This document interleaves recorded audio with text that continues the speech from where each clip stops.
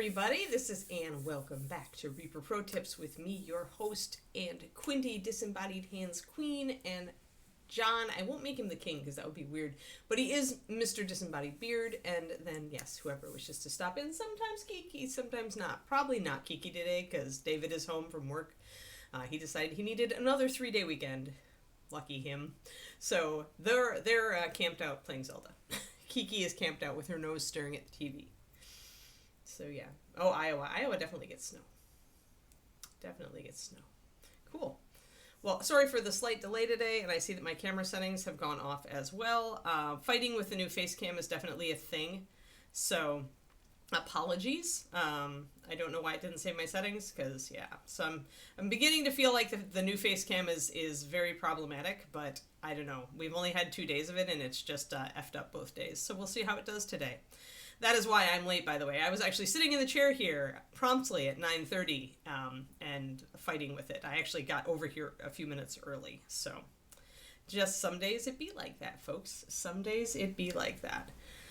So yeah, I'll need to adjust that. But, you know, it is what it is. Kiki wants to play Zelda. Kiki wants Daddy to play with her on the couch while he's playing Zelda, which does not go very well. She gets herself exiled pretty fast. Hey, Roger. Alright, we are working on Dragon today. That said. Yeah, and it's dumb. Like, my face cam is dumb right now. Urgh! I just want to go and futz with it until it works. It's very annoying, everybody. It's very annoying. Yeah, see, it's field of view, like, totally screwed up again. Totally screwed up again. Yeah, saturation. Actually, everything else looks about right. All things considered. Please let me save, you stupid thing. And save it this time. Yeah, right. And then it fails to save. Yeah. New face cam, not so happy with new face cam right now. Now I'm going to have to do some Google searches to figure it out. Anyway, that's annoying because it adds 5 to 10 minutes of me pre-futzing before I start a stream. Just not ideal. Love the camera quality, just hate everything else.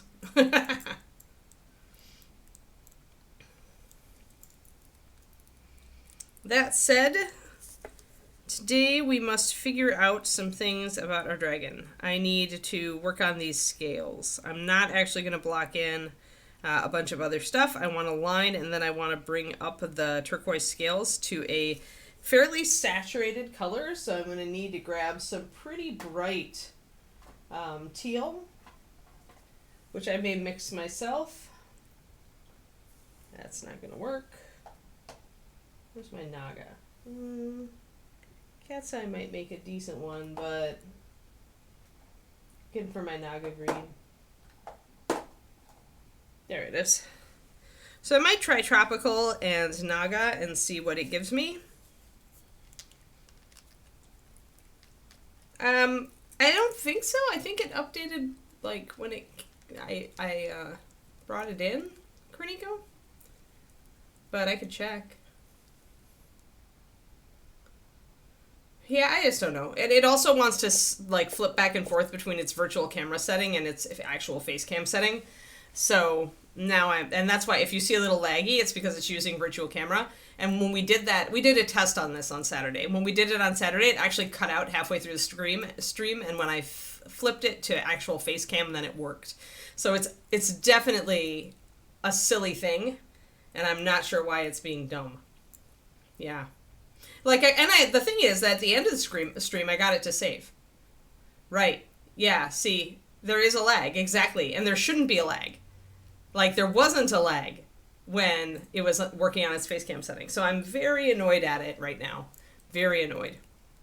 I'm not sure why it's not allowing me to do the face cam setting. It's dumb.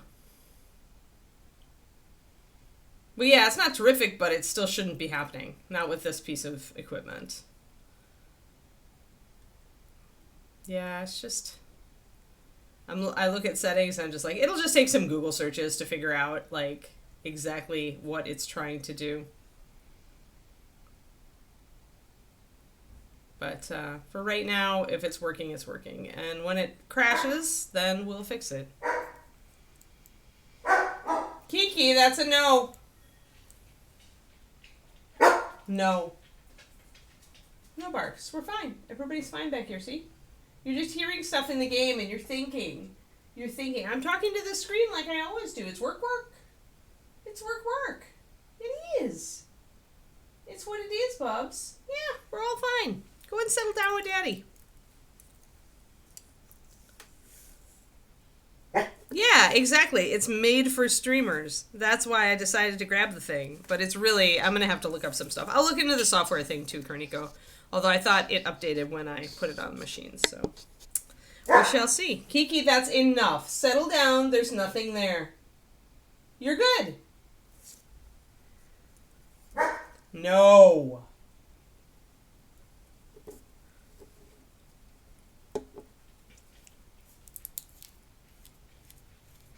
Pendrake, you don't have to make it worse by, repeating it in the chat. I'm already super annoyed when she does that. She should know better by now. And it's just some crap outside that she's hearing.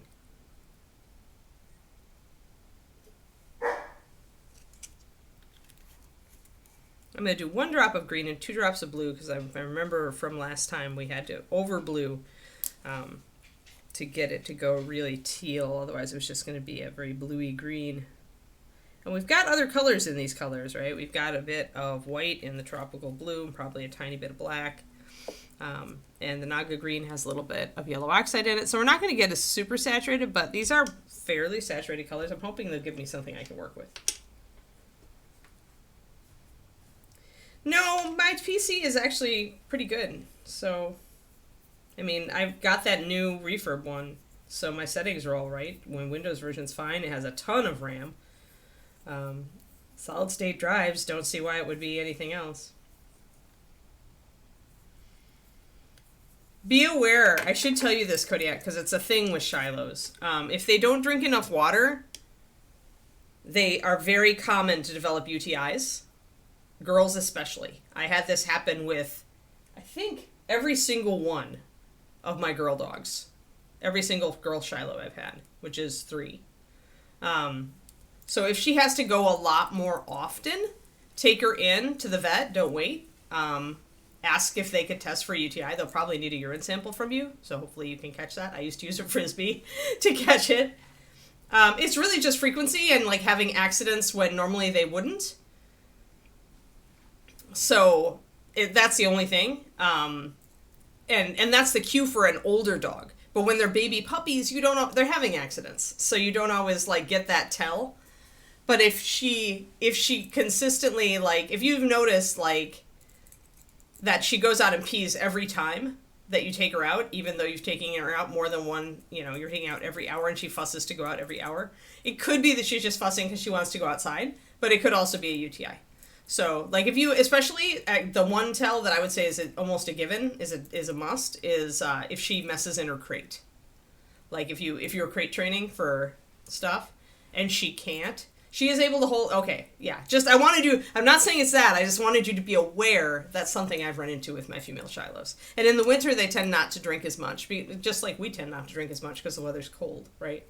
So, yeah, just keep an eye on it.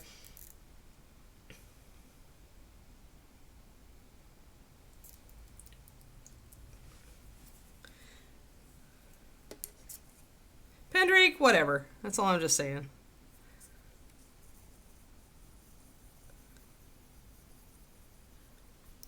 I guess I could just ignore you. I don't want to ignore one of my people. It gets on my nerve. It jumps down on my one nerve. Anyway, this is the color we're getting with this. We'll see if we like it. It is a teal. It's fairly bright. It is very green right now, so I'm going to pop another drop of blue in it. And really, any of these gradients are teal, right?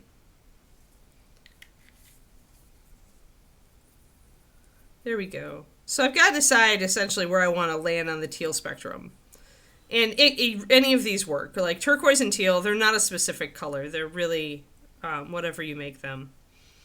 Using these 2 colors does give me decent coverage, although I did thin it a bit. So now I'm going to have to see if that's way too much. I probably want a more solid coat than this. Also, I'm going to be putting it over this dark, and that can make issues for me. So we may have to underpaint with a little bit of white, or we may need to add a little bit of white.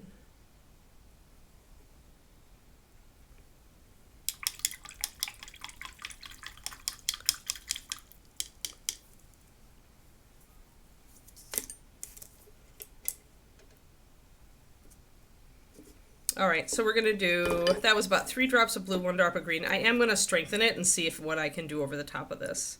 But I may need to, this is the downside of starting dark. It's going to make my colors, my contrast stay good, but it means I might have to work a little bit more to get these colors up.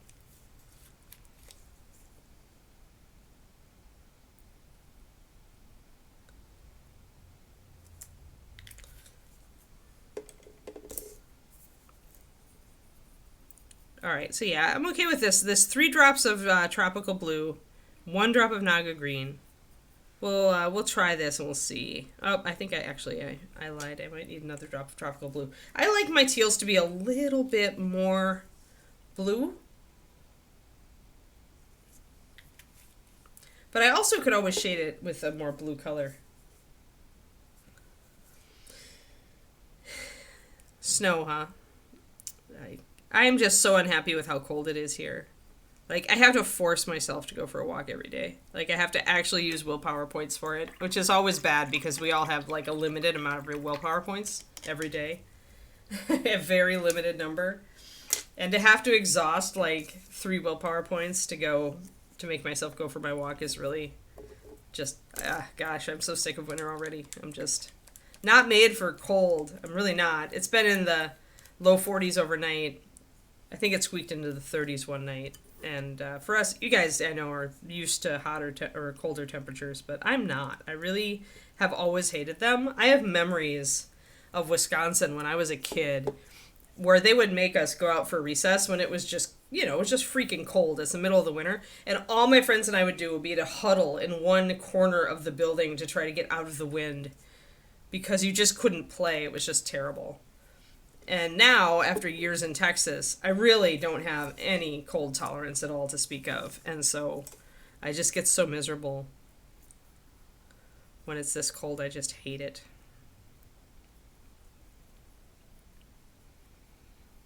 I find it very hard to enjoy walking in the cold even when it's a nice day.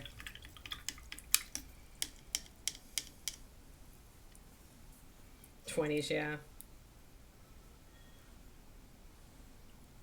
Oh, wow, Roger. Yeah, always, I mean, that goes without saying, right? Whenever your pet changes behavior, it's usually a sign something's up, and it may not be a bad thing at all. It may just be like a change in, especially when they're puppies, like they change a lot, right? They change their habits, and they shift out of habits and into new ones and all that. I just wanted you to know since I've had so much experience with that, with Shiloh's, their Kodiak. But yeah, maybe it's not that. Maybe she just really likes the cold weather and wants to go out and play in it. Especially if you keep your house warmer, then that's a very likely cause. Because Shiloh's are AC seeking missiles, and one of Kiri's puppies, like when it got down to like the 40s in Texas, he would refuse to come in the house. He would just go out there, and he would like stay out there until they made him come in for the night, because he had such a thick coat that the inside temperature wasn't comfortable for him, and he much preferred. Yeah, she loves snow. Yeah, Kiki does too.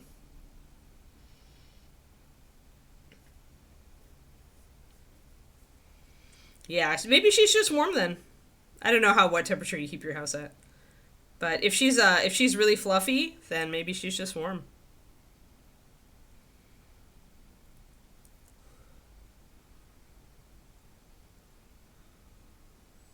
That could definitely be it. And of course, with a puppy, you have to take her out because you don't want an accident. So that's funny. That would be funny if it was the case. Maybe you should have named her Yeti instead of Nova, if she's gonna love the cold that much. There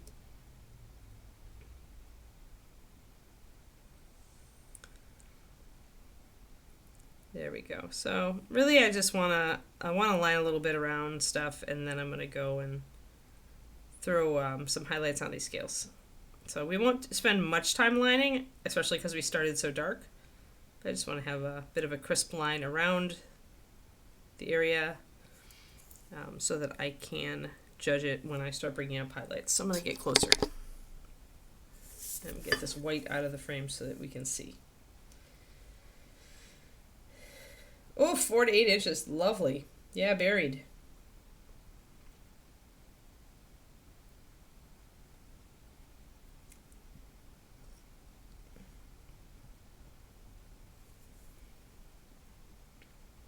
I do miss snow very infrequently. Like, I do like snow, but I like it until I don't like it. I'm such a wimp now.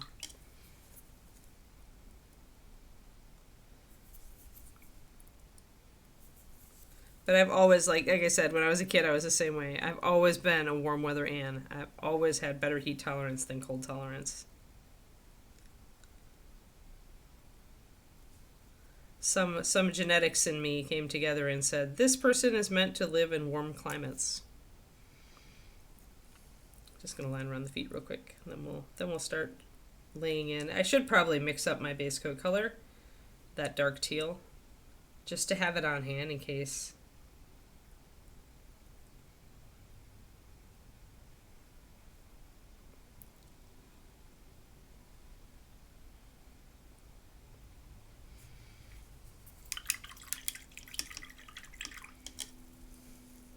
Let's see here. So that was our Storm Chaser Blue and Elven Green. Remember, you could use Breon Navy 9055 in place of the Storm Chaser. They're both really similar colors. The Breon Navy is a little lighter, but it should still give you a decently dark teal.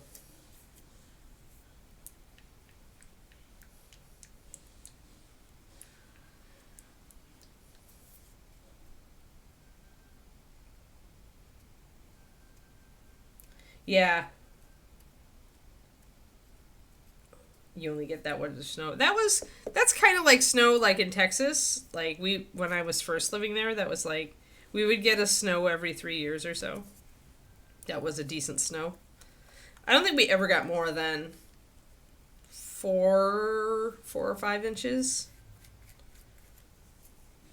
I do have pictures of Kiri and Leo like tearing around the yard in it. Kiri loved snow. Love, love, love. She adored it. All right, so I'm going to do 2 and 6 on the dark color. Hey, Slayer.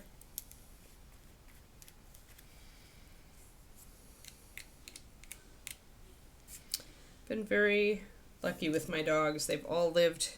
Leo was the earliest, and he was almost 12.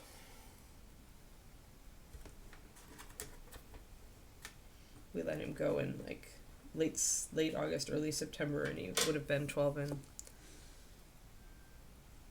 October. 1, 2, 3, 4, 5, 6. There we go. But my other dogs have lived to 12 or 13. I think Blazy's still going, and she's 11 now. And Thorny passed away right at 13, I think. So, for big dogs, Shilohs have a decent lifespan usually. There are always exceptions, but in general. That's why we work hard on breed health.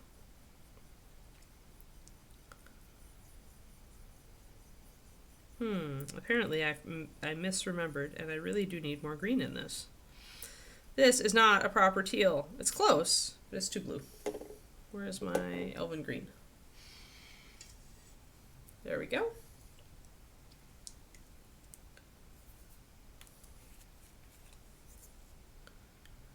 It's very hard to make the decision when the time comes. It's easy to get tunnel vision. I speak from experience. I don't know. With Kiri, the problem is was so hard to tell when Kiri was in pain. She had a pain tolerance like through the roof. And so I kept trying to figure out if I should say goodbye, and it was really just hard.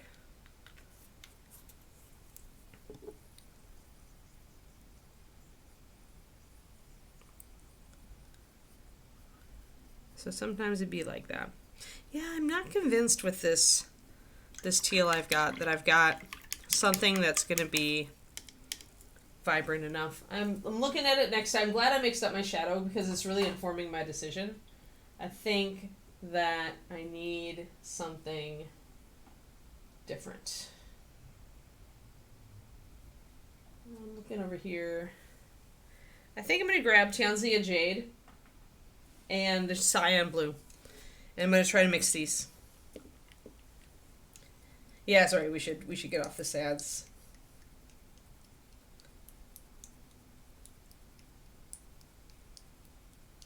Yeah, right, you don't have the infrastructure. Well, that's Texas too. I mean, they don't really have the way to deal with heavy snows either. Morning, Daffodweir. So Tianzia, I don't usually reach for. It is the closest thing you're going to get to probably a pure phthalo green, but it does have white in it. Not a lot, though. It's a very transparent color. But because of that, if I want to add some, like, pure phthalo green to my mix, this is the closest thing. Since our clear green is actually a warmer green, not a bluer green. So I'm going to do 3. I'm going to do 3 to 3 this time for sure because this green is so blue. And that's just because of the phthalo green.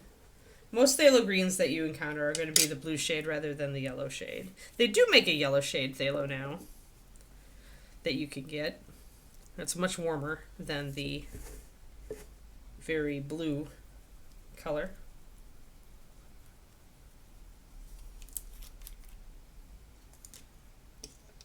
Well, and it was worse, Kuroniko, because it was during the pandemic, so we couldn't go to the vet, really. I mean, you couldn't be in there with your dog. They would just take your dog in, and then you had to talk to somebody outside, and I hated that. I always want to be there with my dog.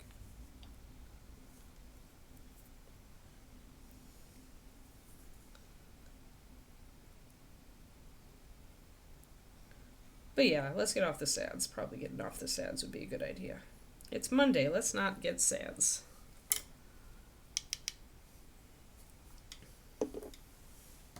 Monday's sad enough, because damn it, we're all working again.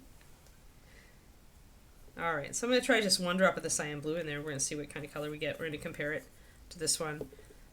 See if I'm getting a bit more.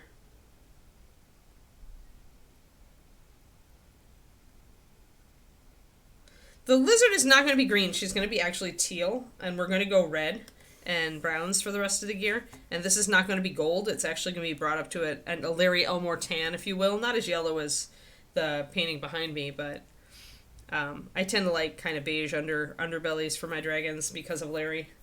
So essentially, we're going to use a red with a lot of orange in it to hit these stripes on her legs, probably do the cloth the same, edged with gold.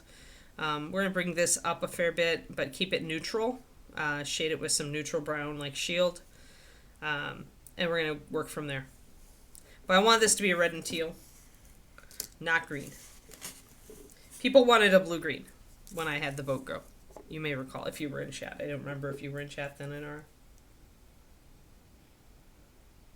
Oh no, bookend kitties. And you're like, that is a bit bigger than what I brought in here.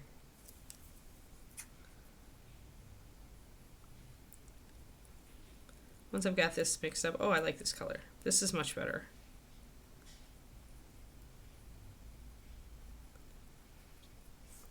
This is really transparent. You can see how transparent it is, but it's really pretty. So when you compare these two, you can really see the difference. You can see how much more white is in those colors. You can also see that it's a little bit more washed out because of some of the other pigments that are in there that are now interacting in this turquoise. This is why if you want a really bright turquoise, you want to choose colors that are as pure as possible. You won't get coverage from it, right? But you can add a tiny touch of white and control it instead of being at the mercy of what you're mixing. I think I want just a little more green in this.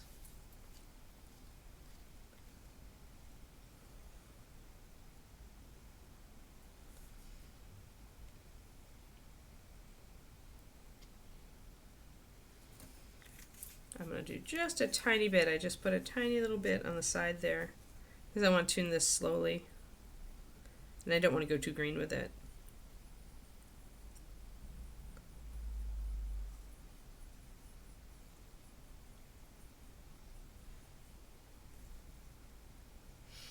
Yeah, I think that's closer to what I wanted. So I can always highlight it. The thing is with the initial colors and with shadows, you can always go a little more blue and then go a little more green when you bring it up. And that's another way to get the effect you want. So I think that's good. I'm going to go with that and see what we can do with it. But because it's so transparent, I may need to add just a tiny bit of white. Otherwise, it's not going to cover it with anything.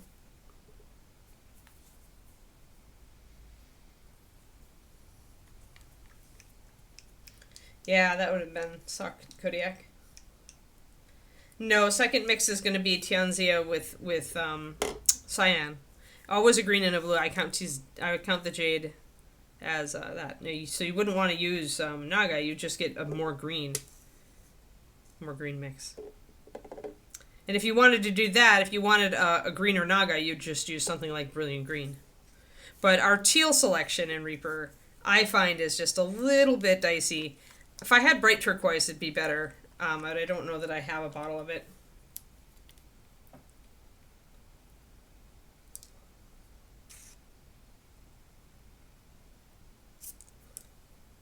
They're right, though. And the funny thing is that when you get out of the room, your animal changes its behavior many times.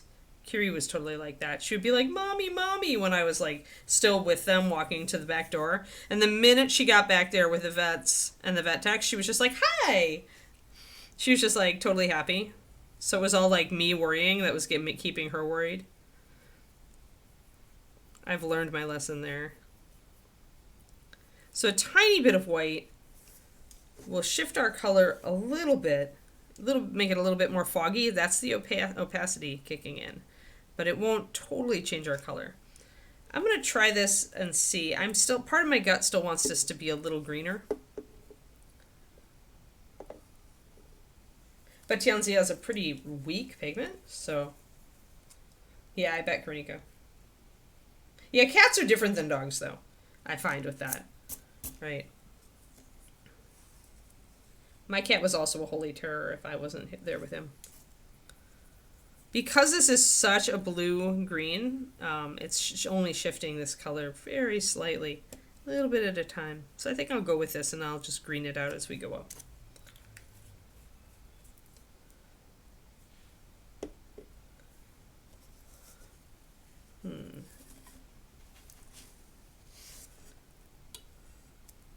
All right, there we go. Now we'll try that. Yeah, teals can be problematic, guys. Like, making a good teal can actually be a lot harder than you think. If you're trying to do a dark one and then bring it up, like, getting the right color can be difficult.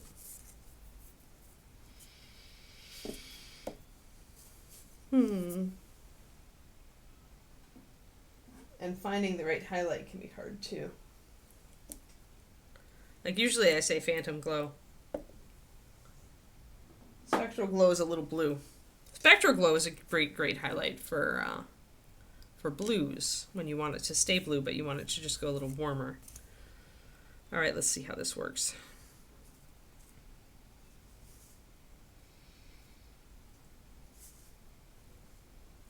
Oh yeah, well, right now, at least on my computer here, this looks pretty true. Pretty true to what I'm seeing. I'm gonna just refocus here.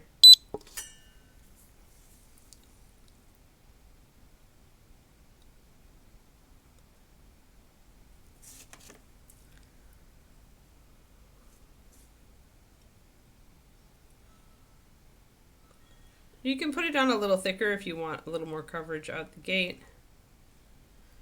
These scales are small enough that you're really not blending so much.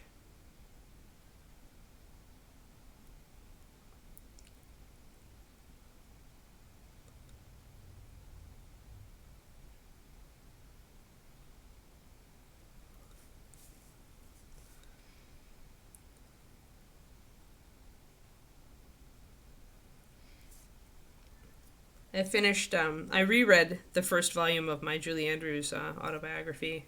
I finished it last night, which is right when she's been hired to do Mary Poppins after she did a lot on Broadway. And it was funny because she actually got hired to do that movie by Walt Disney himself. He came to see she was doing Camelot at that time, and he came to see the show and pretty much hired her. It's a cool story.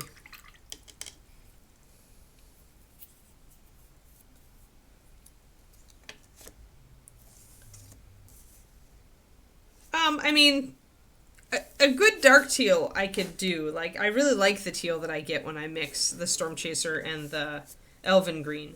Because it's more problematic, though, when you start to mix a middle teal to go up from there, because of all the other pigments that are typically added to teals to get coverage.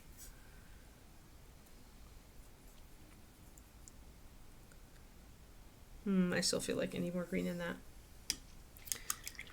And sometimes it's just like incremental stuff that makes it feel like a little too green, a little bit too blue. You know, you can shove it in one direction or another, but it can just be this tiny, tiny shift, and then it's suddenly to this or to that. So I find dark teals, like, are easier, especially because blues tend to be such dark pigments. They're usually the darkest of pigments other than black.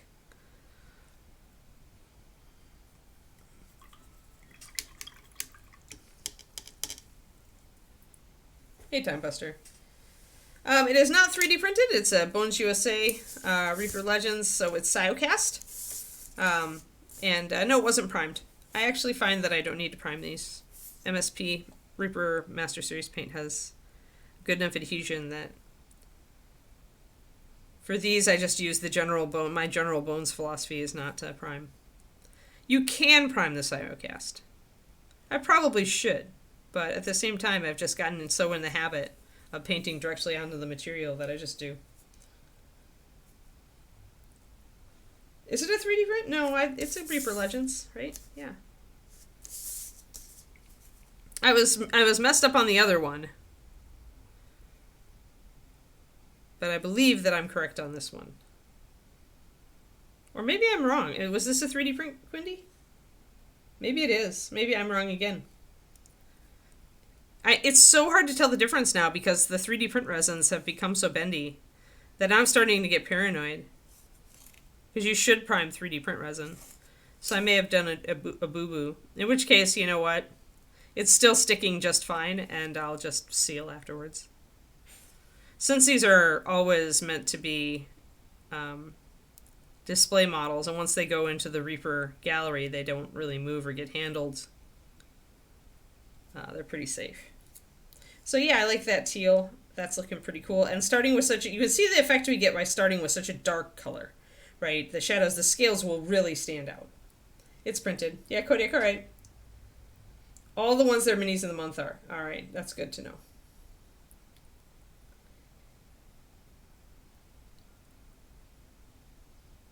Right, yeah.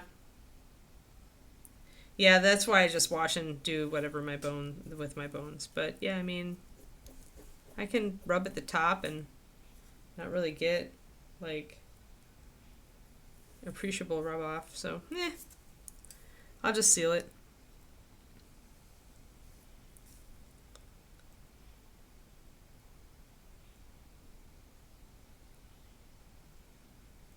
Any more brittle 3D print resin, I definitely would. But these just feel just like Bones USA.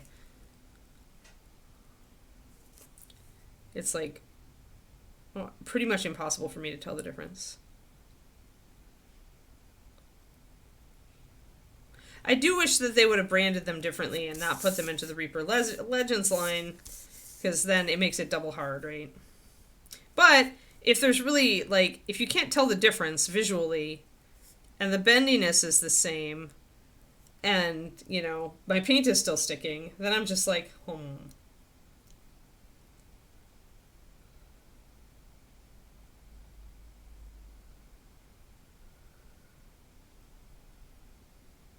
Oh, okay. I see. So you only can tell on the website. You can't actually tell in the packaging. That's annoying. For me, anyway.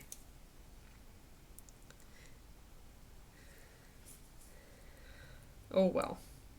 Like I said, I'm not stressing about it because I don't really, like, get any rub off. We did this with a different one, too. As long as I'm not getting rub off, then I'm just like, I'm okay.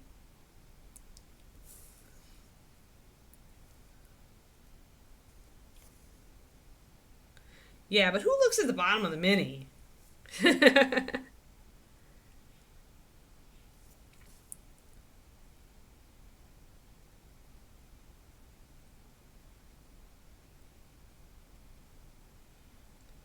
I'll have to decide if I care. And if I guess the thing that would make me care is if I did notice rub off, right? If I started to notice rub off. Then I would have to start really checking and priming. I do like working over, honestly, I like working over the gray material because I can see details on it really well.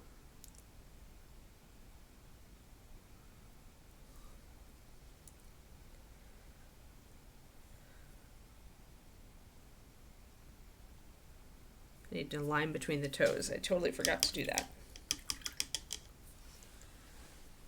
Yeah, it does. I agree with Kodiak. It can change with how much PVC, like what kind of PVC we're using. And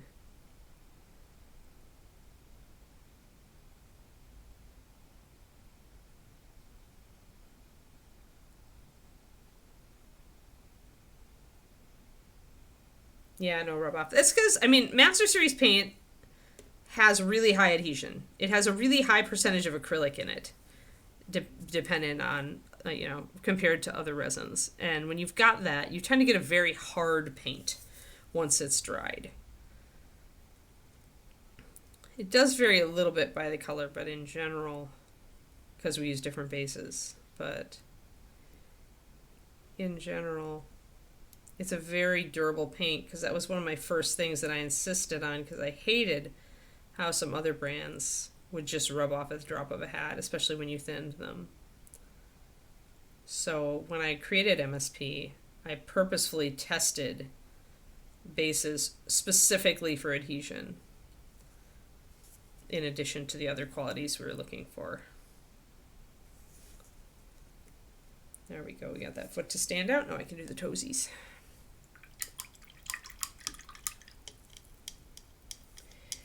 Yes, yes. Yeah, they're all there. But, I mean, you can also, go back and watch all of the... There's a ton. We're at... I don't even remember how high we are. We're almost at 1,000, aren't we?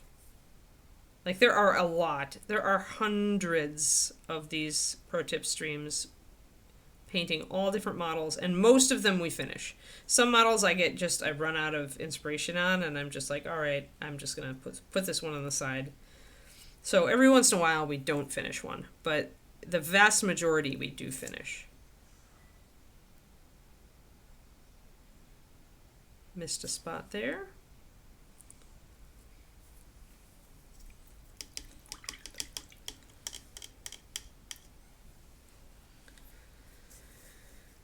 And some of the ones, I think, honestly, that are some of the most interesting are old ones. I mean, there are so many that I've done that I really like.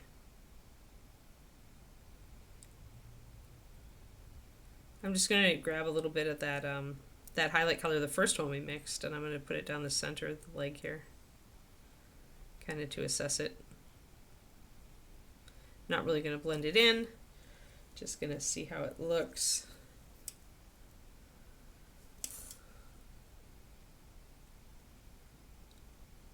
But yeah, I find teals to be sometimes a bit difficult to work with.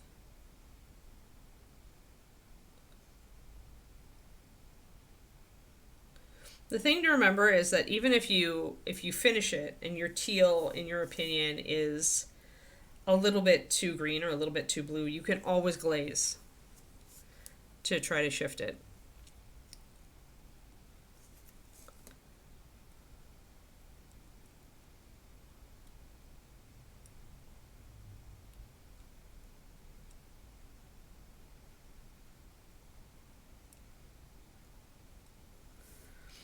And depending on how blue or how green my scales go, I might shift the color of the cloth accordingly. So if I end up being a bit more bluish, I may go more orange with the cloth, and if I end up being a bit more greenish, I'll go red. I was planning to do a mid-red that's highlighted up strongly with orange so that it looked like a red-orange right in the middle originally.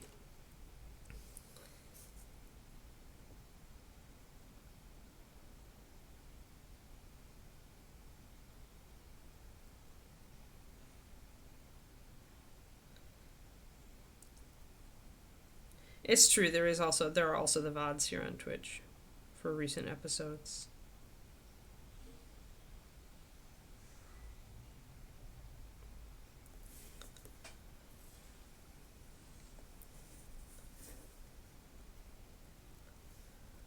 And I'll get out some red and orange probably to do a test, because I wanted to do that stripe up the side of the leg also in the red-orange.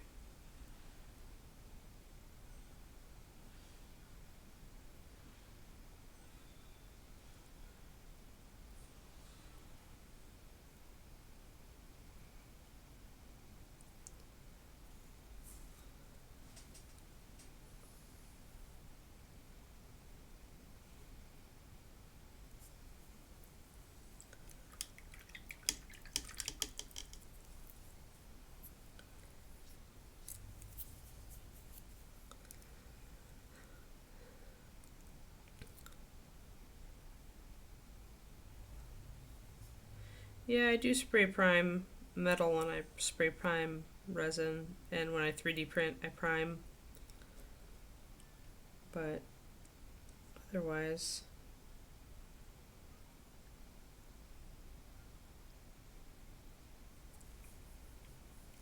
gotten somewhat used to not priming.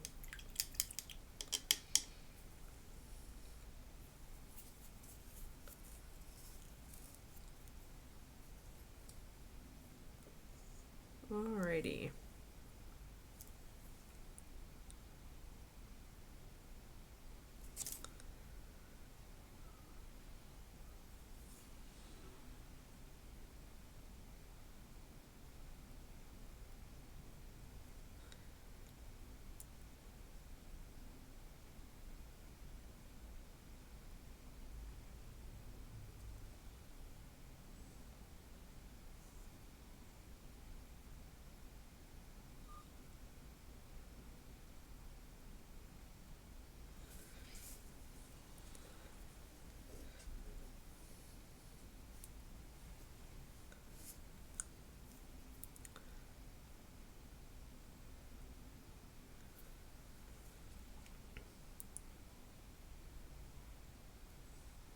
I'm going to just do a little bit on the edges of some of these bigger plates with that really light color. Forgot this edge. And it may seem like a lot to paint every scale, but on a model like this that's relatively small, it's really not. You can make good progress, and it gives you a really nice crisp effect on the leg, as you can see.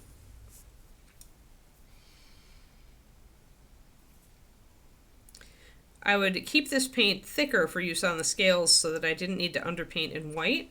And then as I move toward parts of the model that are not scaly, like the side of the foot down here, I would likely switch to thinning it more so that I could blend on bigger areas.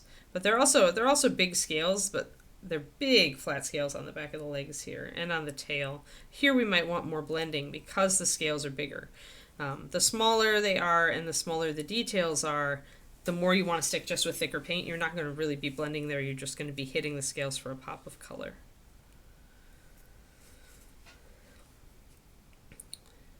So like when you're working on these tiny little guys here, that's where having too much on your paintbrush can give you blurps. Yeah, I think all of us have done that, the cloudy varnish. Usually it's humidity or cold or both that cause the cloudies. Sometimes you can rescue it a little bit by respraying right away. Like once you, with either a different varnish or the same varnish, well shaken. Sometimes it is a shaking issue, but if you shook it a lot, it's probably atmospheric. Sometimes there is just a problem with a particular can having an overbalance of matting agent, so that's rare though. Those things are made in such huge batches that they usually balance them right.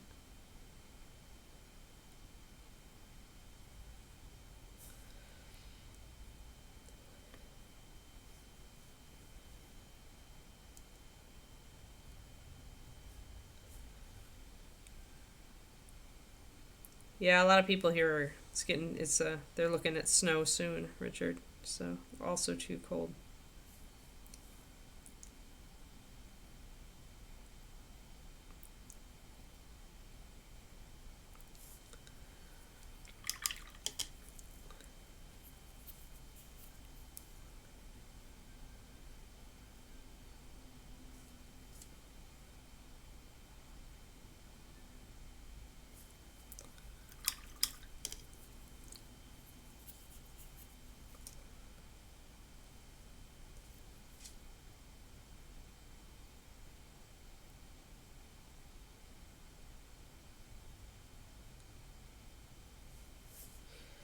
Alrighty.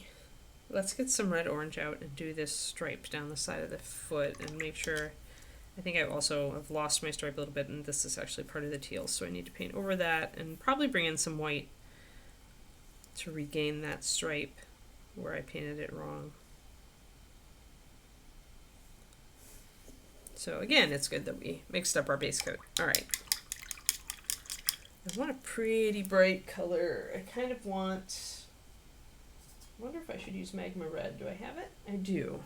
I do. It's a really, really, really orangey red. It looks more orange on camera than it is.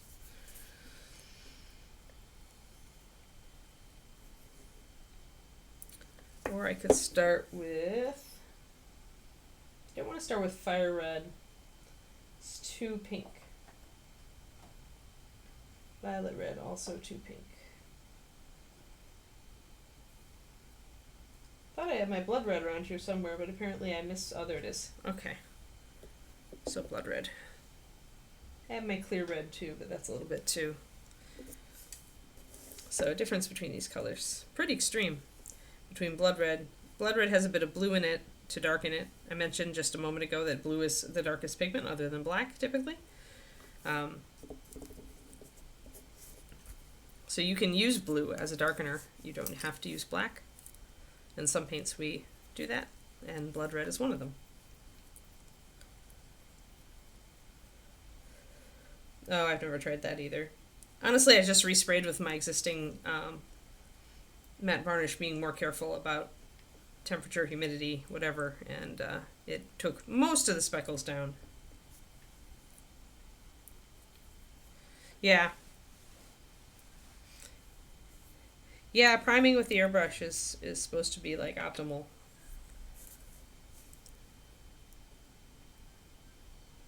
Oh, I have clogged paint. Paint unclogging ensuing. Blood red, haven't used it in a while.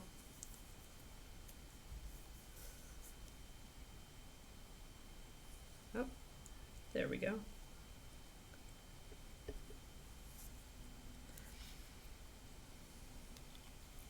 So blood red is still a pretty decent medium red. It's not nearly as saturated as clear red because of the extra pigments in it to bring it down, make it a more pleasing mid-red.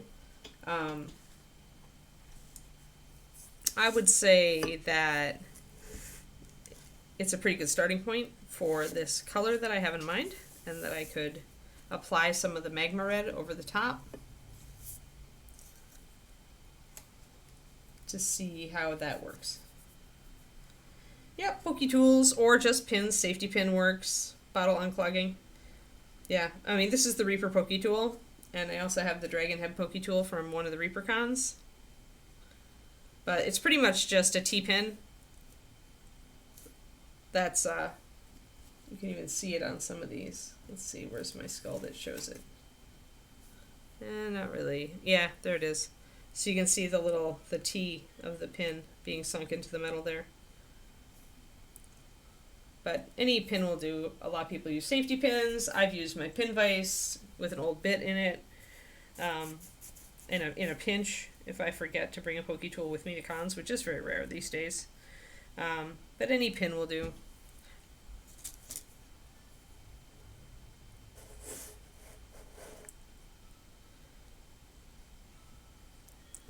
But yeah, the pokey tool is nice because it has that nice area to hold onto where a pin doesn't. So it's just a more ergonomic solution and cool looking.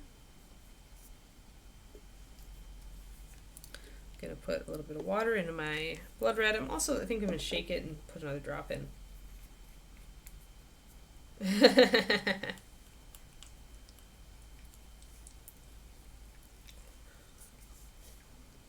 I'm sure that if GW thought they could get away with it, they would. Richard. Yeah, they just have pots.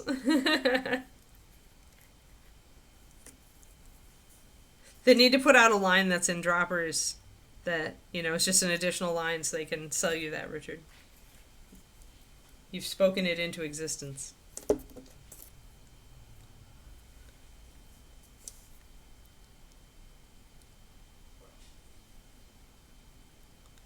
Alright, mixing up my blood red. I want it to be thick enough. Oh, that was a play bark. She wants Daddy to play with her, and Daddy is playing Zelda.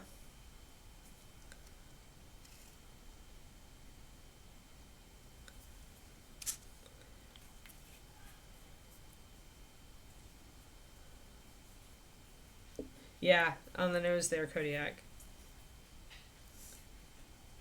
That's why I said they wouldn't get rid of their regular paints. They would just make one little line of something in a dropper bottle just so they could justify it. Right, Kiki? Oh, hi. Oh, hi. Do you want to come up and say hi? You do. Hello. Hi. How are you? I heard that play woof. You wanted attention. Daddy wasn't going to give it to you, huh? No, he's playing the computer game. He's playing the game Mama got him for Christmas. Yep. Yep. I know. It's sad. It's sad how neglected you are, even though you got tons of playtime this morning. And you put fur in my mouth. Thanks.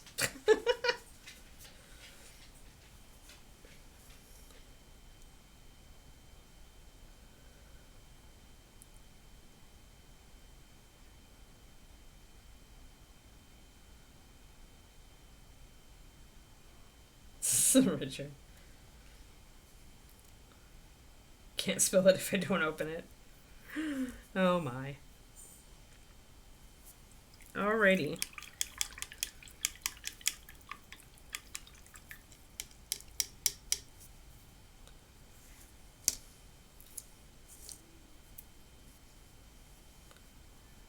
Okay, I want to put this red down. I'm going to get white out because I want to do that first. Because I really want this red to show up. It's such a thin little line up the side.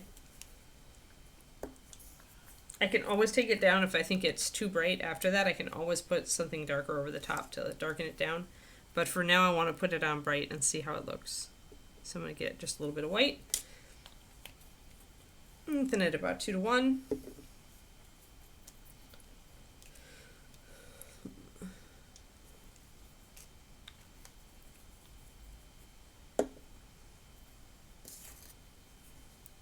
Yes, when David is home and not playing with Kiki all the time, she gets very offended. She's actually much better with me at home during the day because she knows there's only certain times when I'm going to make time to play with her, and otherwise Mommy's going to be boring. Mommy is boring. Not at all. And I would say almost none of the Reaper miniatures are characters with color schemes. The Sophies, and there are a few characters like Lizette, but even then, Lizette has been painted in many different ways. Like Lizette and, what's her name? The vampire. Monique Denoir. So some are kind of like iconic characters for Reaper, but in general, even those have been painted in different schemes by staff painters over the years. Like my Lizette was very different from Derek Schubert's, was very different from Jennifer Haley's. So, in general, except for Sophie, I'd say you're right, there's really no iconic color schemes.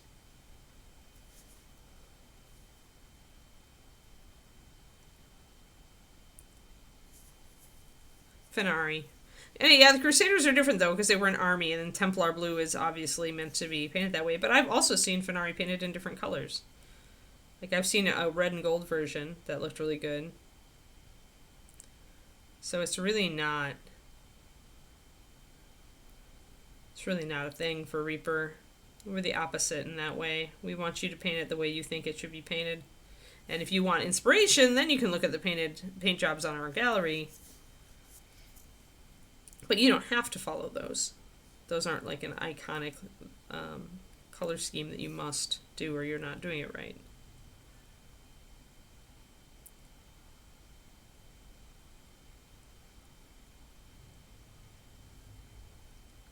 So I'm just doing this white so that I can put the red over the top and have it really pop. Oh. I think it kind of actually stops right around where the scale stops, so I'm going to paint over that.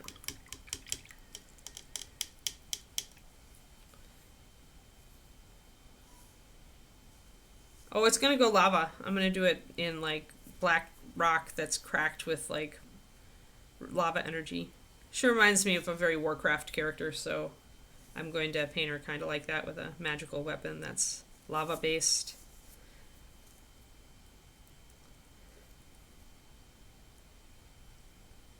Just paint over that a little bit.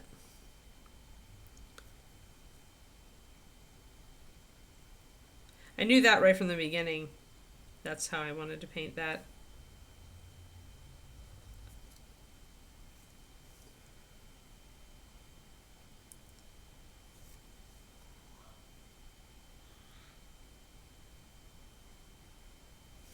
Because it's rare that we have the maul, like a weapon that's actually looks like it's made of stone, so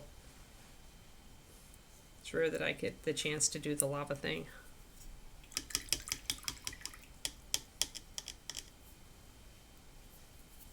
So this leg is pretty much turning into our proof of concept, where I'm exploring the colors that I wanted to use on this miniature to see if that's really what I still want to do.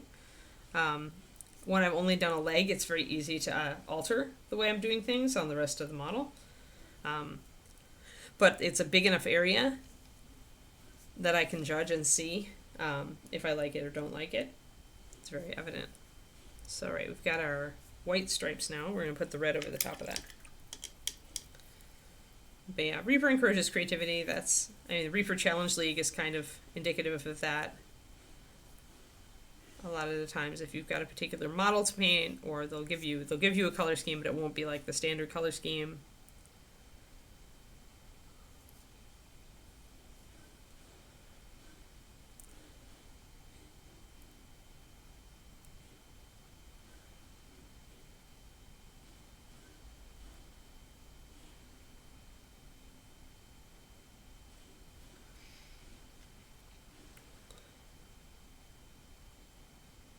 So I signed up for an online productivity course with my favorite coach. She's made a bunch of her library stuff like free for people who are on her Patreon. So there's like a 30-day, one post a day kind of course on productivity. But the first thing that she says was really rang true to me, and I think it's true of a lot of people, and I think it's something people can stand to hear, like especially at the start of the year when we're all trying to make kind of a good start of things. Even if we don't have a specific resolution. Oh, that's the play bark. That's the daddy needs to play with me bark. And that is that, like, you can't change. Like, your behaviors are ingrained in you. You've been doing them for long enough that they've become you, and you can't expect to change that overnight. A lot of people will, like, set out to do, some big goal, and they'll do great for, like, a week or two, and then they'll start to fail. And they essentially make that, they feel like they're just failing then, that they can't do it. But in reality, that's how it works. And the way to beat it is to get right back to it. Because you have to take those tracks that you have made very deep over time, and you have to shift them slowly. And the way to do that is to replace the behavior with a new behavior. And you're going to fail. Like, you're going to fail. Her analogy is like the Mississippi River. Like if somebody walked you out to the Mississippi and said, "Oh, you have to change this by tomorrow," you'd call them crazy and you'd walk away. Yet we all think that we can change, like we can stop eating sugar, we can stop doing this, we can, start exercising every day, without fail. We can do whatever. We all think we can do that change, and we look down on ourselves when we can't. But in reality, we really can't. And it's best to just move on and try again the next day and just keep at it. Whereas, as she says in her Mississippi analogy, water is going to water, and your brain is going to brain. It's going to brain the way that it has brained many years in the past. So if you set out with a hefty goal of painting more miniatures in the new year, and you slide for a few days, or you slide for a week, or even you slide for a month, just understand that that's your brain wanting to go back to its old patterns of just, sitting down and watching TV in the evening instead of painting. And that's just like, it's used to that and it's comfortable for it. So you haven't failed. You just need to get back on the horse, as it were, or back on the river rerouter, as it were. I have to remind myself of that a lot because I started out with ambition this month to write a lot more, right? But I've realized that with my other workload and the fact that writing is not my main job, the Patreon is my main job, and this is my main job, it's unrealistic of me to expect to be able to pull a NaNoWriMo out of my butt and do 1,700 words a day. And I'm not a failure for not being able to do that. It's just reality. And if I want to get to do that, then I need to work at it and just write a little bit every day and then raise my word count a little bit every day and do that over the course of a long time. And it's the same with painting. When you haven't painted, or you're used to just painting once a month, trying to paint once a week can feel like a lot. But you just have to keep at it until you're accustomed to it, until it becomes a habit, until you're like, oh yeah, I'm used to painting every week, or I'm used to painting every night, It takes a while, though.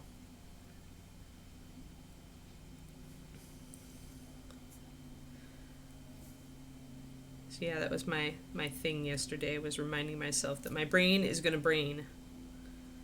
And the way to get past it is to just try again the next day.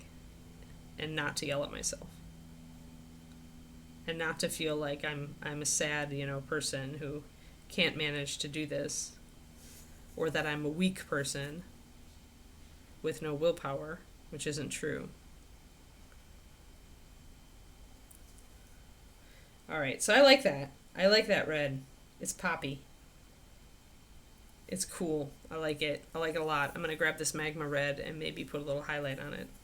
Although I see that I missed the back part of this, so I'm going to get a little more color on that.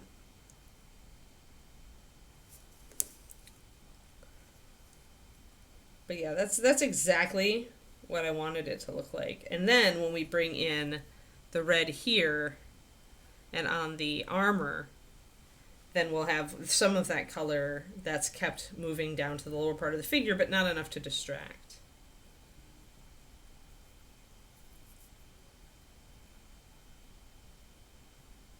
Yeah.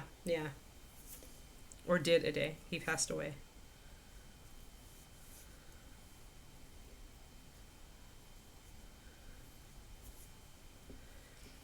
But yeah, it's like progress is progress. And you know what? If I can't get this book done until March or April, you guys are going to understand. You're going to be sad, maybe, because some of you want to read it, but it's just the way it is. And I always run up against this guilt, and then I'm like, no, writing isn't my main job. Writing barely, on a good month, on a good non-release month, writing barely brings in $100 a month, right? That's not a real job. That's a hobby at this point. And so I can't expect myself to suddenly manufacture another 40 hours a week, or to manufacture, 2,000 words a day, like a full-time author does. I can't expect that of myself, really. It's not realistic. We like to expect those things of ourselves, or similar things. And eventually, if I keep up my writing habit of writing every day, I probably can hit like 1,000 words or 1,200 words a day pretty easily. especially if I'm in the middle of a story. I'm trying to get this orange, or this magma red to come out, and it is fighting me. There it is. And it might not be enough of a great variant, actually, because the magma red is still a red, and although it's different from that, it's not real light. So, but I do want to pop it in there and just to get a little bit more of an orangey color.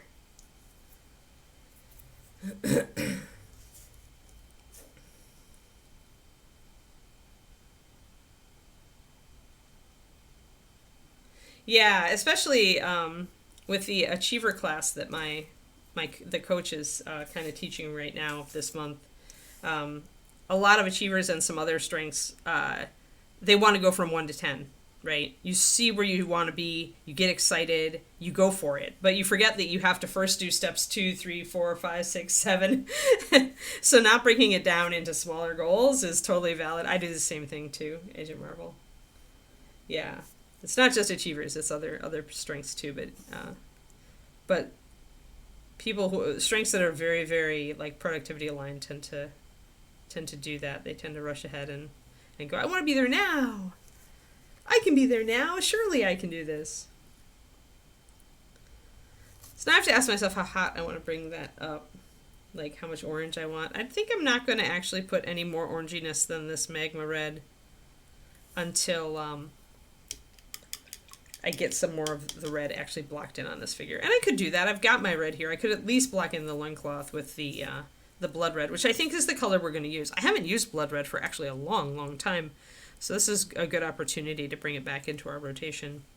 It's a very good medium red. I like this one, and I like Asmodeus. This one is a little colder.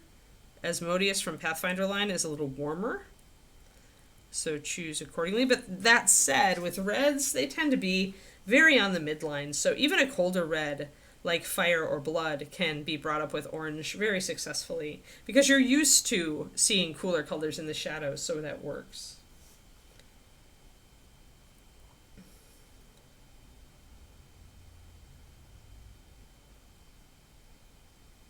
Yeah, Reaper is, I think, one of the friendliest miniature painting communities out there, period. Everybody's at a different level. Everybody is really excited about the hobby, and people like are very accepting of just whatever level they're at. Like, and nobody like it tends not to be a place that where the overly critical lasts long. Yeah, it used to be discouraging, right? Yeah, and that's a good mind shift, right? So that means you're actually functioning at a good level. That's a very healthy behavior to treat it as a learning opportunity instead of getting frustrated, right? There's my sunrise. There it is. I'm going to add just a drop of sunrise to this.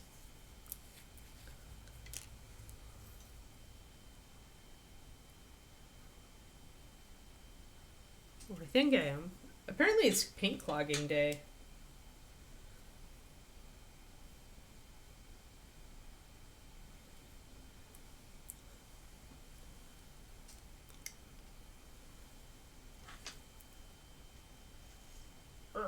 So yeah, okay, I want to block in this loincloth just to see if it's overwhelming. But I am going to pop some sunrise orange into my magma real quick. Just one drop. One drop out of 4. Sunrise is a much lighter orange, but I maybe just want a little bit more difference. That'll make it just a little lighter, a little orangier. That'll work. It doesn't shift it much, it just shifted it a tiny bit. Because I do want it to be close to my blood red so I can blend up highlights, right? So, but let's blob this. Let's just put this red in and see what we can do. And I think I'm going to grab a thicker brush. Where's my Reaper Zero? Let's base coat this. There we go. The Reaper Zero still has a good enough tip to do this, but it's a nice bigger brush so we can cover more ground faster. And I'll be putting in a darker shadow on this as well. This is probably the lightest, brightest red that I would ever base coat with on a red. Especially when you go over white primer If you go with too light and bright of a red, it can really backfire on you because the red will look super bright and have no depth to it whatsoever, and you're going to feel like you're fighting it, especially because it also comes with usually a bit of transparency. So I have a lot more success starting my reds dark, or at least like mid-dark. And this is as light as I think I would ever go. And honestly, if I were painting over white primer here, I would not start with blood red. I would start a shade darker. Because with the white primer, it makes blood red look much brighter than it is. And even the camera is making blood red look really bright right now. Like really oversaturated. And as you guys know, I fight with that with this camera a lot. All the other colors are true, but the reds do tend to pop more than they actually do in real life. At least when there's a big section.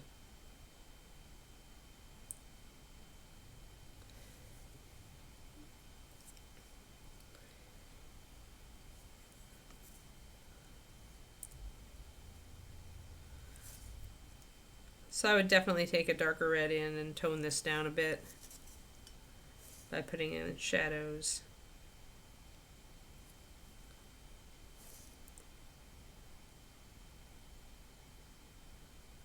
By making this red, also we've lost the opportunity to make, say, this dagger be red, right?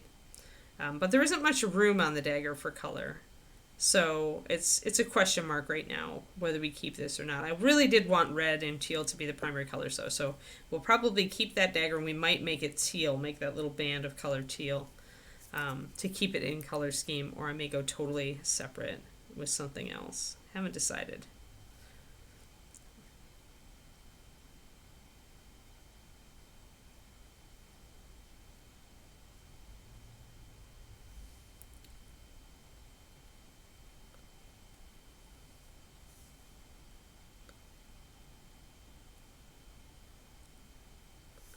But for right now, I want to see, yeah, because you can see how bright that looks.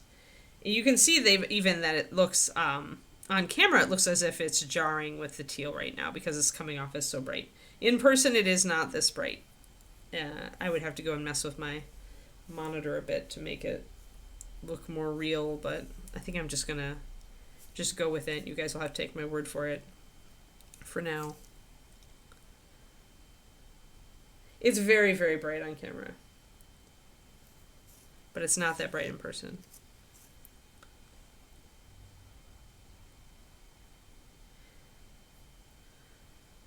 But yeah, blood red is very, like, you could definitely use this as a Christmas red. Because although it is not a super bright red, it's vibrant enough to be that red. If you want it to be.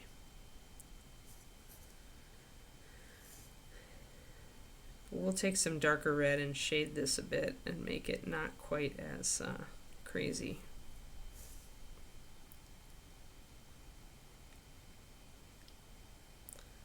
But we are getting a bit of that, like, over pop that I mentioned, like when you put this red over a white. But this light gray tones it down just a little, but it doesn't tone it down a ton, right? So we're still getting a little bit of that way too bright feel.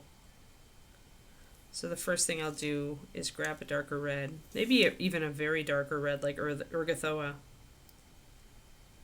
from Pathfinder, or Burgundy Wine, or something like that, which really is going to take the shadows down. And I'll see what I can do with that. You do see that as it dries, it does become less bright, right? So part of that is just the saturation of the paint being fresh. Most of my darks these days I reach regularly for Dragon or Urgathoa. There's Dragon.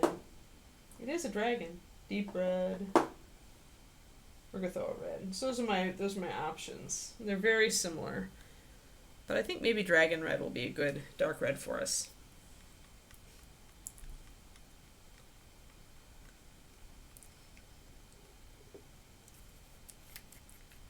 I'm going to have to get a card out for the teals here and remind myself of what I've done. So we'll have to shift Mr. Elmore Dragon here because I've hidden my cards.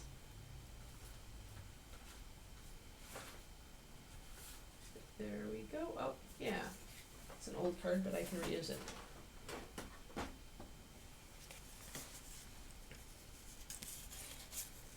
Alrighty.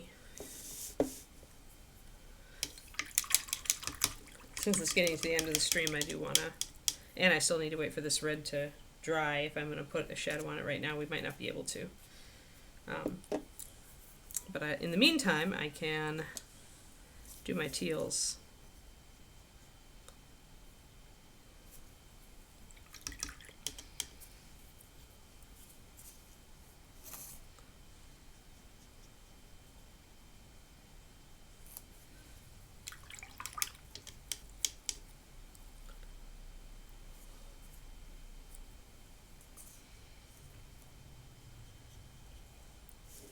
Those are our teals right now that we mixed.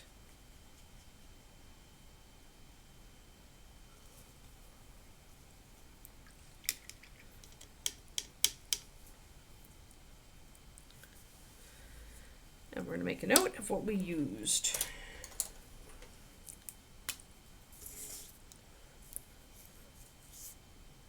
Kiki fur is getting on the everywhere. So this is Elven Green.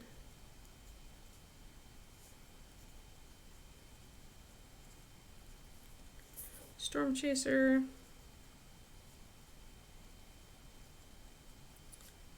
About 3 to 2. This is Tianxia plus Cyan. About 4 to 5 to 1. And this last one is Tropical plus Naga. I want to feel like we did about a 1 to 1 there, 1 to 1-ish, question mark. But I can always tune. There we go. And then mention Blood Red, Magma, Sunrise, Dragon. Alright, that way once we come back around to Dragon, we will actually have samples and be able to replicate what we did. And not forget what colors, because when I start throwing together random blues and greens, I definitely have, even with my color knowledge, I definitely have a risk of forgetting what I use.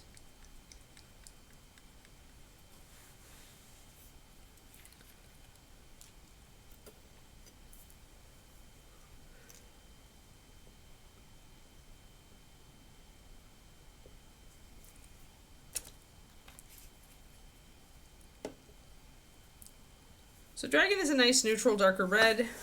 It doesn't have a strong purple shift or a strong orange shift to it. It's a very neutral dark red because it's made by mixing green into red.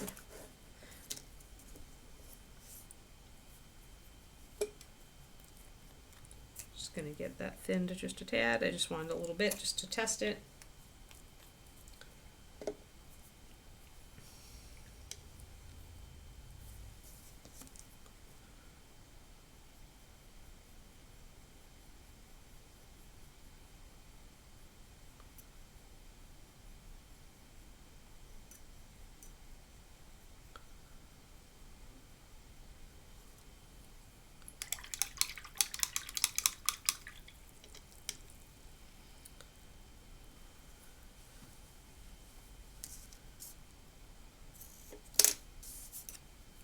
Bright and sunny day here, at least today. Maybe I can talk myself into that afternoon walk. But cold. So I'm just going to paint this dark color into the cracks here and underneath this overhanging waistband. I'm probably going to take over quite a bit of territory here. All around the dagger.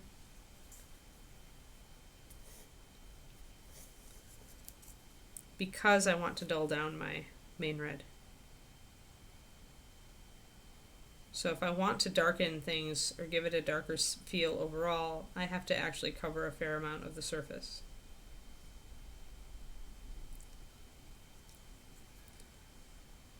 And this red is not so, especially when it's thinned, it's not so very much darker than the blood red we started with. So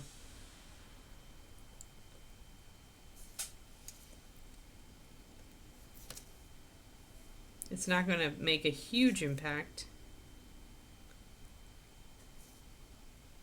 But that does darken. You can see it darkening various areas. Now I'm going to bring in my, again, this is a proof of concept. It's like, well, is this the color scheme I want? I need to paint enough of it with enough highlights and shadows to give me that judgment call. I don't have to bring it up or down to its final state, but I need to put enough on to give me an idea of how it's going to look. So I'm putting in some orange here, which sadly is disappearing because of the vibrancy on the camera. The key is watching that surface control, Kodiak. So how much of the color you leave on the surface is going to influence it. So if your reds are getting too dark, you're covering too much of the surface with your shadow. And with too bright, it's the opposite. You're leaving too much bright red on the surface with not enough shadow. And sometimes it can get tricky. It's a tricky color. I mean, that's why it's called, it's always on the list of the more difficult colors to paint for that reason. Because it can be tricky and it can shift very quickly.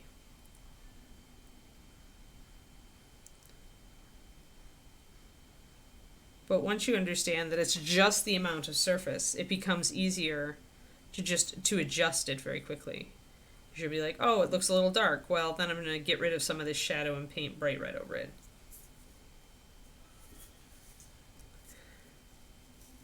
So putting a lot of orange over here, and I'm putting a lot of shadow in there to kind of cover it. Yeah, red is considered a difficult color to paint. It's my favorite color to paint, but it is can be tricksy.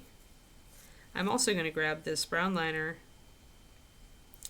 with a little bit of this dragon and mix them together so that I can line this area where the edge is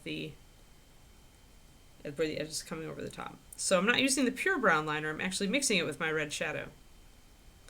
And likewise in these darker areas, I can use that color. Gives me a darker shadow than just the dragon red. But one that still harmonizes because I'm mixing dragon red into it. Just using it for the very dark areas. But yeah, usually when there's a class on painting difficult colors, the colors that come up are red, yellow, black, and white.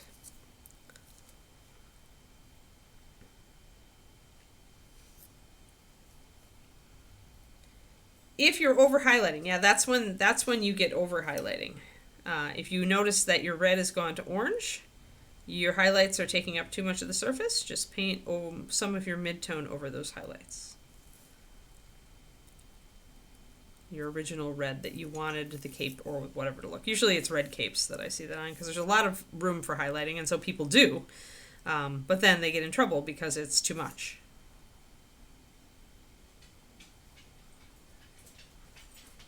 Kiki is very impatient for her walk today. Oh, you're right though, Bubs. You're right. Hi. Hi, Face. Do you want to come up and say hi, Face? No, you came up late. You came up earlier. It's true. It's true, Giant Face. Hello. Hello, Giant Face. You're so giant. You're so giant and floofy. Are you just trying to introduce more fur to my work area? Is that what you're trying to do? You'll have lots of time for that Wednesday because the maids are coming and you'll be stuck in here with me. Yeah, good girl.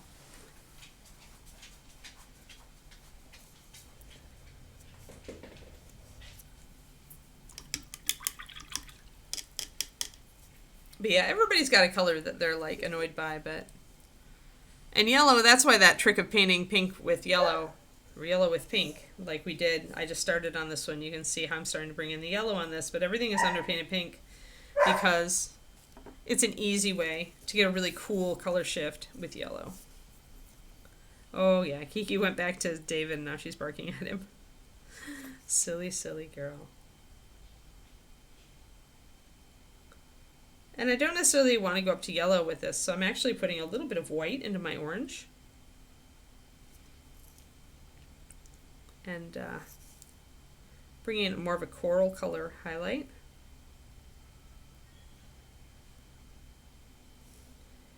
Just on the edge there to bring that out. But overall, I'm pretty happy. I'm pretty happy with how this is looking. Now that I've dulled down some of the red and also raised some of it up. Because remember, when you highlight, unless you're using a really bright orange and yellow to highlight your red with, as you bring up highlights, you're also going to mute out that red. And you're also covering up more of that bright red with a different color. And so as we do that, now that red that looked so garish and like it was way overdone next to the teal starts to look like it actually fits. But that's really, that is the kind of the color scheme. That's the color scheme that I wanted. So I need to make a note that I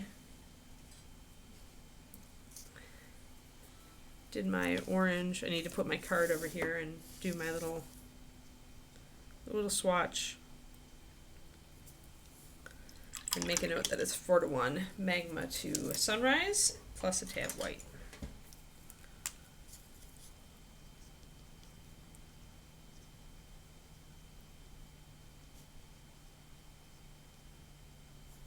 Highlight, add white. If I had added more sunrise orange instead, it would have actually doubled down on the saturation. But now you can see that it's not overexposing on the camera anymore. Because I've given it enough other things that the bright red isn't going crazy. So now it looks right. But yeah, keeping a card like I do helps when you're just kind of like going by your gut and you're like, what color did I use for that? Because you maybe just grab something, right? All of us do that, including yours truly. So keeping that little note, and I just put the little card underneath the model on its shelf. So then you always have it. It's not impossible. You just figure out what trick you're going to use. Like getting yellow painted right is really a trick. There's a trick to it. And there are several. But I like that. I liked that underpainting with pink. So I was doing that on my stream on Saturday. But yeah, so now I'm much happier with the way that red looked. That's exactly what I had hoped it would look like. So now I'm very confident saying, yeah, these armor plates, the interior of these armor plates, and these sections here are going to be red for sure. Because that'll help bring the red around the model. And then I can use this same magma red with orange and red. I can use that same orange in doing the lava here. So we'll be able to do all that. So that'll be cool. But yeah, I like this actually now. So I think we can say this is the color we're moving ahead with. So and it took a little time to do that kind of proof of concept, just paint part of it. But the nice thing is if I decided this wasn't what I wanted to do, it'd be very easy to just reverse, right? It'd be very easy to paint the loincloth in a different color. It'd be very easy to paint, to do the leg differently. And this is all just base coated, so it's easy to paint over. So doing just one small section and kind of semi-completing it, you don't have to go up to your highest highlight, and I probably will do like at least 1 to 2 more highlights on these scales. But just doing this sort of thing, picking one small area of the model to test out your color scheme can save you a lot of work down the road. Obviously, you can also do, like I did recently on my Patreon, a $10, taking a scene from real life and turning it into a color scheme. You can do kind of little sketches that show you kind of put the colors together in different quantities to give you an idea of how it's going to look. But it also, if you don't want to do that and you just want to start painting the model, which a lot of us have that impatient, I just want to start painting kind of vibe going on, then this is a great way to do it, is to, block it in. And then if you're not sure about it, stop and just focus on one small area, and an area that'll be fast to repaint if you need to. And then you'll kind of see if you like it or not. And then you can, if you want to, you didn't even have to base coat the rest of the model. We could have just base coated this one leg, but I like to kind of see at least like kind of the color composition. So for me, I like doing at least, base coat of the rest of the model. So yeah, so there we go. And hopefully that was educational for you all, and you like how Ms. Dragon's gonna turn out. I think she's gonna turn out really cool, for sure. yeah, thank you, everybody. Tomorrow we will be working on Ye Old Link Base. Very, very suitable that I'm finishing this model as David is playing his Zelda. Although I didn't make him blonde, but you know. But yeah, so we'll continue work tomorrow on the rocks and on painting the water to look actually like water, and then very carefully probably doing some water effects on it, I think. And then once we've got that water done, that's when I'll probably come in and do more.